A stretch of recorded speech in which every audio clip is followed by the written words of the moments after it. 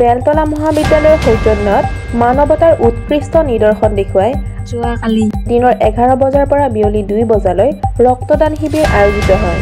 কলেজৰ অধ্যক্ষসকলৰ লগতে ইচ্ছুক ছাত্ৰ-ছাত্ৰীসকলে এই শিবিৰত ৰক্তদান কৰে।